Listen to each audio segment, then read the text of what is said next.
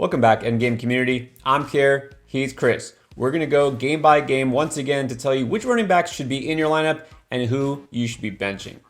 Before we do that, let's go over the running backs that are absolute must-starts regardless of matchup. Jonathan Taylor, Christian McCaffrey, Austin Eckler, Derrick Henry, Dalvin Cook, Joe Mixon, DeAndre Swift, Saquon Barkley, Leonard Fournette, Najee Harris. Speaking of Najee Harris, let's start with that Thursday matchup between the Steelers and the Browns. Now, some people might argue Nick Chubb is a no doubt must start, especially coming off a 3-touchdown game.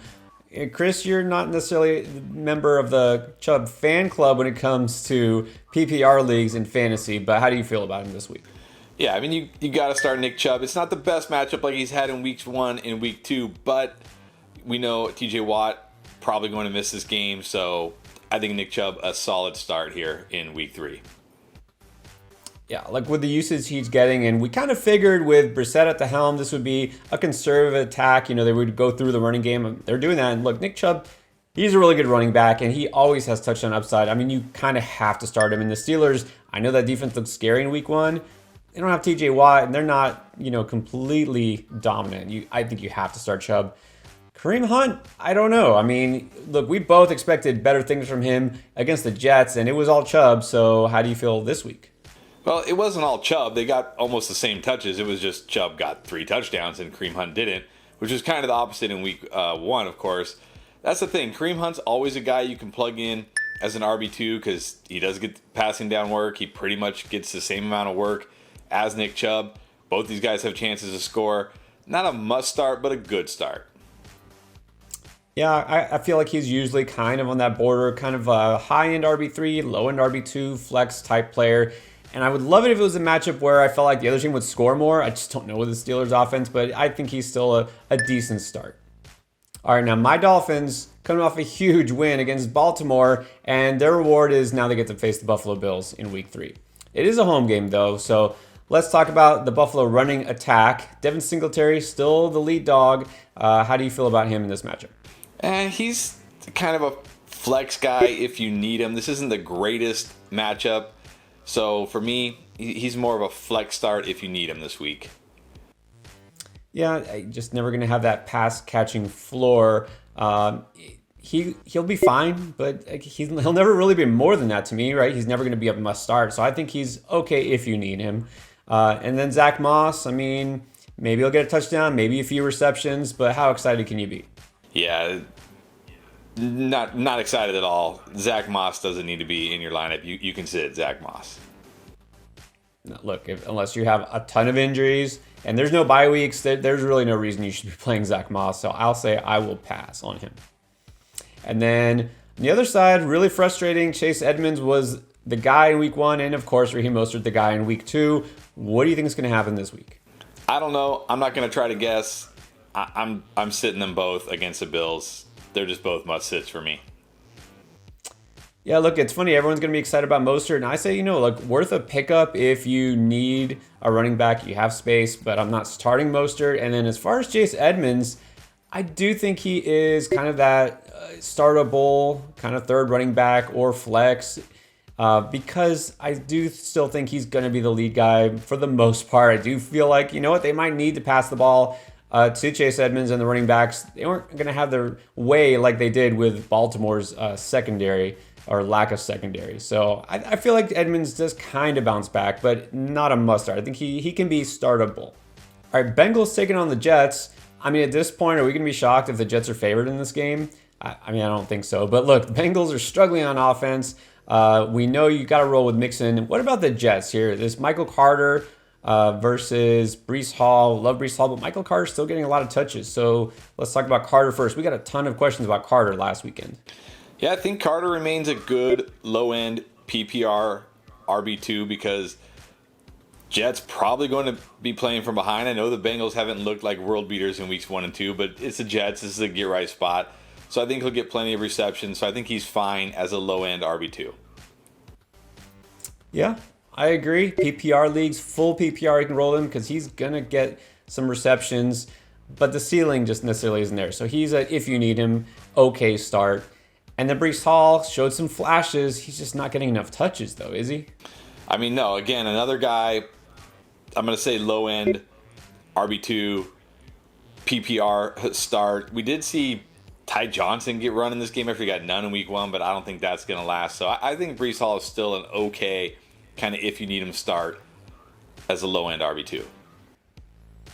Yeah, that touchdown kind of saved his day for fantasy.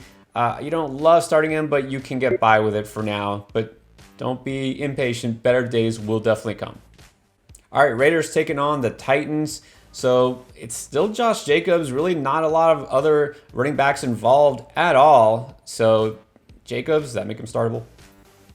I mean, he's always, again, he's like one of these guys, low end RB2. He can be started. Not going to say he's a must start. It's a good matchup against the Titans, but not getting the receptions, not getting the third down work. So he's fine, but not a must start.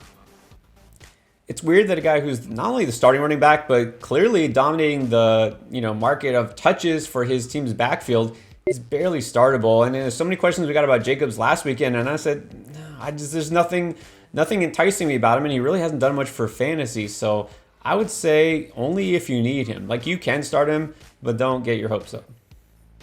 And then we have the Saints taking on the Panthers. Look, right now, not sure about Alvin Kamara. He didn't play last weekend. It's a rib issue. He might go. He might be limited. It might be kind of a pain tolerance thing. So if Kamara does go, you just roll him out? I mean, I think you have to. It's not the best matchup against the Panthers. He's coming off an injury. Not a guy I feel like you have to start if you have better options, but he's still a fine start. Yeah, I do feel like that upside is always there, so you kind of almost have to start him unless you're in a shallow league, really shallow league. Now, this is probably assuming if Kamara doesn't play. Mark Ingram looked good, 6 yards a carry, but he also fumbled, and he only got 10 carries. So how would you feel about Ingram, assuming Kamara doesn't play? No, can't start him. It's a tough matchup, and it looked like this was a running back by committee without Kamara, so can't start Ingram. Agree. Even if no Kamara, still, it would take a lot for me to need Ingram in my lineup. So I agree with you there. All right, Ravens at the Patriots, or every fantasy owner's nightmare when it comes to running backs. All right, is this the week J.K. Dobbins returns, and do you still care at all? I don't know, and no, not starting him the first week, whenever it is. So whether he plays or not, no, not starting him. Hard pass on J.K. Dobbins once again. I'm with you there. If Dobbins doesn't go, again, any interest in Kenyon Drake? No, the only running back you should care about on this team is Lamar Jackson, so no to Kenyon Drake as well. Yeah, look, Kenyon Drake couldn't do anything against his former team, Miami. He's just there. He's just a body taking up space. I really am not going to care about any Ravens running back the rest of the year, I'm pretty sure. On the other side, you got the committee there, or I should say timeshare, because now it's down to two guys, Damian Harris or Ramondre Stevenson. Maybe Damian Harris is still the lead dog there technically. How do you feel about his chances against the Ravens? I feel pretty good. I think he's a solid start this week. He did look like he pulled away a bit from Ramondre Stevenson, and this Ravens defense is decimated again by injuries, so I think he's a solid start. Yeah, look, Ravens, as terrible as they were against passing offenses the last couple of weeks, they weren't very good against runs either. So yeah, I think Harris is a solid start, and look, I feel bad for kind of backing off of him, and I feel bad for believing anything coming out of Patriots camp either that said Ramondre might be the guy. So on that end, what about Ramondre? Is he worth starting? Not a guy I feel like is a must start, but if you need him as a flex, he's gonna have a chance. He's gonna have chances to score in this game, I'm sure. So as a flex, if you need him, but not a must start. Yeah, I think because of the matchup and how bad Baltimore's defense is, I think he's on the flex RB3 radar this week, but kind of backing off of him going forward. Eagles taking on the Commanders, known as the Carson Wentz revenge game, because there has to be a revenge narrative somewhere. But as far as the running backs go, let's talk about Miles Sanders. What do you feel he's going to do against Washington in that so-called defense? You got it. You got to start any players you possibly can against this defense. I mean, DeAndre Swift literally caught a pass, fell down, nobody around him got up and ran for a touchdown. This defense is the worst I can ever remember a Washington defense being. Start Miles Sanders. Yeah, Swift, I think, he got like 5 carries or something. And he still had a good day. I don't even know how that was possible. But yeah, Sanders is a guy, again, doesn't need that volume. He can definitely break off a big run. I'm not going to go so far to say you have to put him in your lineup, but he's a strong start. So I'll give him the check mark for this week. What about Kenny Gainwell, though? Not going to give him the check mark, but I think he's a good flex play because, again, it's Washington. This defense is terrible. We know the Eagles will use all sorts of running backs around the goal line, so he's got a chance to score. Not a must start, but a good flex start. Yep, I'm with you also, and that's the thing with Gainwell. He doesn't need to be the guy or get a ton of volume. He's always used in the red zone and in the passing game, so he's always got some sort of a ceiling. Antonio Gibson, at least for one more week, still the lead dog in Washington. Not running very effectively, but he's getting touches, and he could score, so do you roll him out against Philly? Yeah, kind of as an RB2. Not necessarily a must start, but a good start. He always has chances around the goal line. Not involved as much on third down as we'd like to see, but they're enough to be a good start. Yeah, I feel like for one more week, because Robinson's not back, but also because the matchup, Philly's defense, not quite living up to my expectations yet. But yeah, right now I feel like he can be started for now. J.D. McKissic, I mean, look, if Philly rolls on offense, which they definitely could do against this Washington defense, maybe McKissic is needed as a pass catcher. What do you think? Yeah, but the thing is, even in these last 2 games where they have been playing from behind, we haven't seen a lot of them because they actually have receivers. So I'm going to say no to J.D. McKissic. Yeah, that's true, right? Now that he's actually got wide receivers to throw to and, got a quarterback who's a little more experienced than Taylor Heineke, yeah, probably should pass on McKissic. Chiefs at the Colts. You're starting the guy on the other side in Indy. What about the backfield of Kansas City? It is Clyde Edwards-Helaire. I think you have to. It's not that he's getting tons of volume because he's really not, but this Colts defense without Leonard looks terrible. Another defense you want to take advantage of for right now, so get CAH in your lineups. Yeah, I've gotta grudgingly, give CEH that check because it's true, man. Colts really let down on defense. For the time being, and like I know Pacheco's got some touches, been involved, but a lot of that has been in garbage time. So it's still CEH. He's got touchdown upside. So yeah, start him if you got him. Texans at Bears. Maybe not the most exciting matchup on the slate, but still some fantasy skin in the game here. Dameon Pierce, a lot of people big on, was last week the start of something bigger. I think so, and I think it continues this week. Rex Burke had no carries last week, so that's good to see, and it's the Bears. I'm not going to say he's an absolute must start, but I think he's a very good RB2 start this week for your teams. I think he's a really good start. Yeah, the Bears, you saw Aaron Jones having his way with that defense. And of course, it's easy to run the ball on the other side when the Bears offense is doing nothing, literally nothing. So yeah, I feel like Pierce is a strong start. And look, maybe he gets even more touches this week because Texans, might even actually have a lead at some point. And then David Montgomery was probably the lone bright spot for the Bears. He went for 122 yards. So can he do that against Houston? Absolutely. You got to start David Montgomery. He's getting bulk of the touches. He's getting the reception. He's pretty much the entire offense. They don't even throw the ball. So yes, you got to start David Montgomery. Yeah, definitely at this point, David Montgomery must start. He looked really good, actually. Elusive. He got some speed to him. So yes, start Montgomery. Jags at Chargers. We're going to get a ton of questions, I know, about Travis Etienne. But let's start with the guy who's the lead running back for Jacksonville, and that is James, I don't care how many Achilles I have, Robinson. Is Robinson now must start? He is this week because the Chargers still look like a team you can run the ball on. We saw it with CEH last week, ripping off big runs. I think James Robinson, 23 carries last week. I think you got to start James Robinson.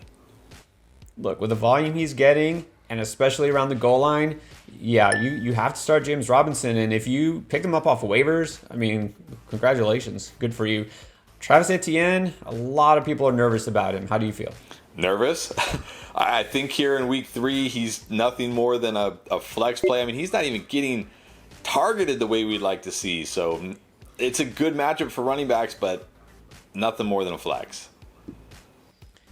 Yeah, it's going to have to be that they're coming from behind, and they decide to actually throw the ball to him instead of just going to Christian Kirk and Zay Jones. But they're throwing the ball down the field. I was worried about his lack of touches in week 1 after week 1, and now I'm even more worried. And I was never even a big, huge Etienne fan to begin with as far as fantasy goes. So I'm just going to go ahead and sit him until I see that they're really going to get him more involved. I'm going to pass.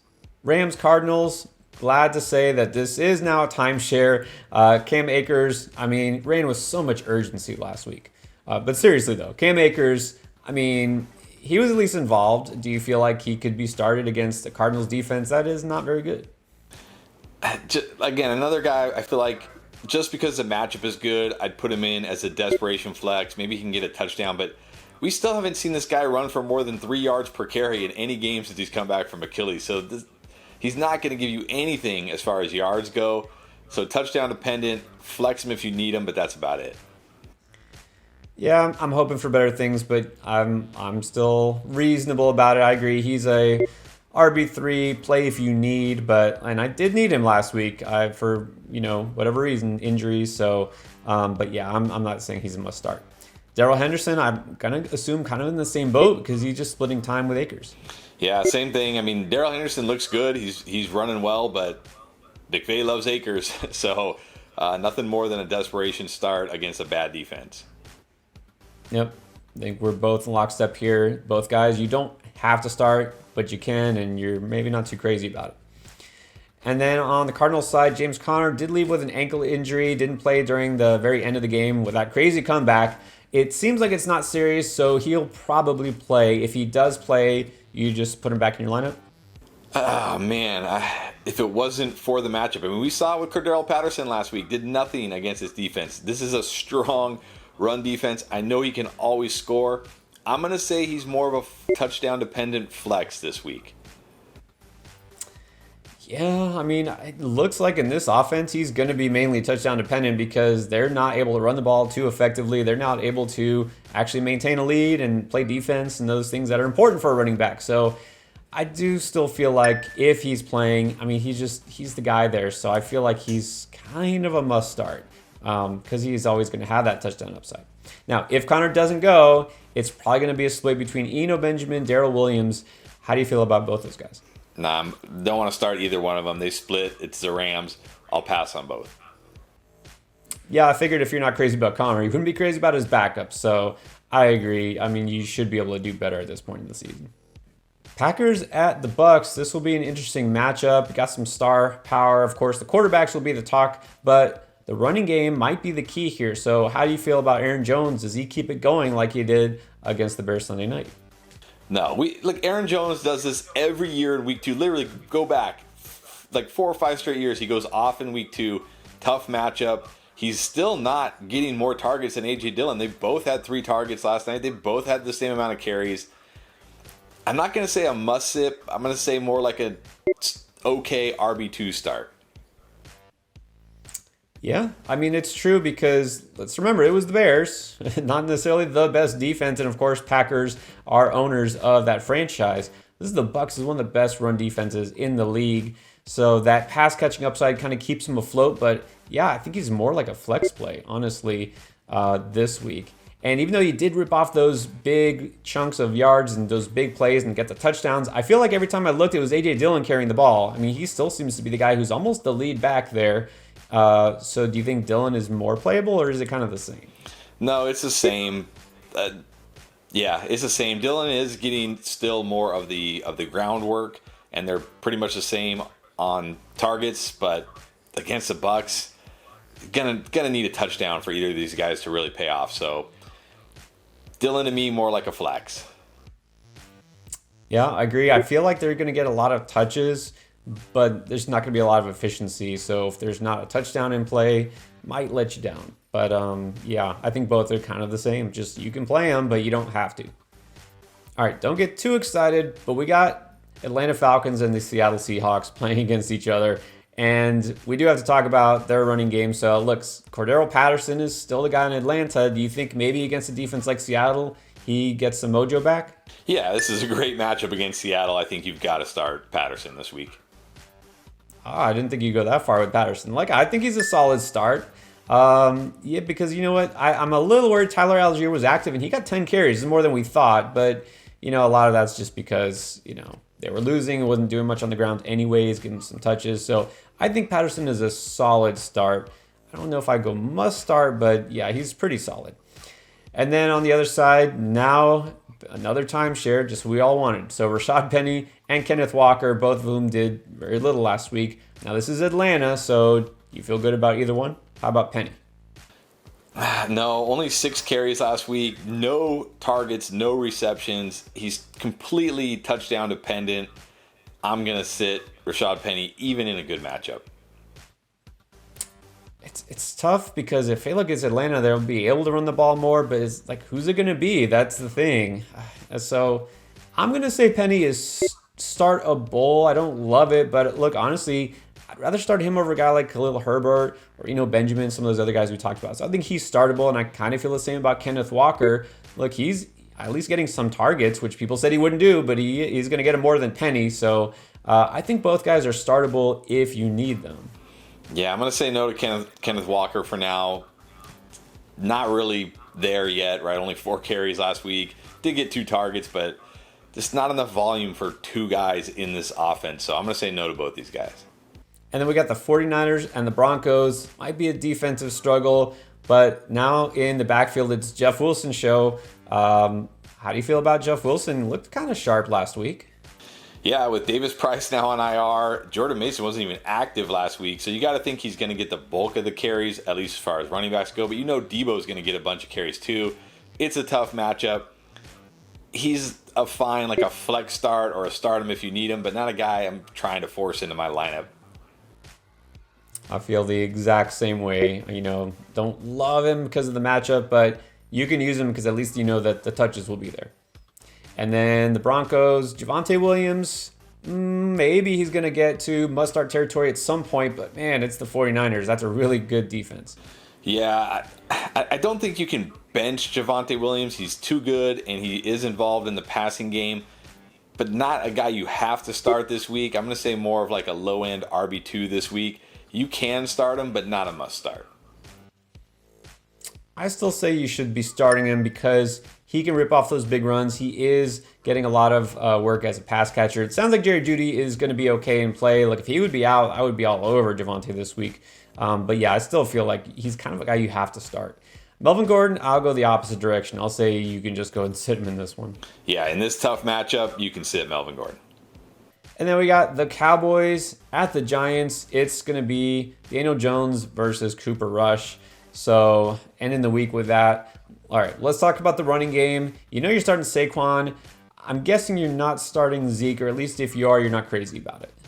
Yeah, Zeke, nothing more than a touchdown-dependent runner at this point. I think we can all accept that at this point. So, if you need him, he's startable because he could always fall in the end zone, but not a guy I want to start in my lineups. I agree with you there. He's not looking too bad personally. It's just, the volume isn't there, and this offense is just kind of okay these days. Tony Pollard is actually looking like the better runner, and he's more effective as a pass catcher. Is Pollard more interesting to you? I mean, he's more interesting, but still not a guy I feel like you have to start. He's okay as a flex if you need him. Yep, I'm going to go with you again there. I don't feel like you have to start any Cowboys these days, honestly. So now you know which running backs you have to have in your lineups and who to keep on your bench. But what about wide receivers? Just as important. Make sure you make the correct decision. Guys, check out this playlist right here. We're going to have our wide receiver start set and everything you need to know to help you win in week 3.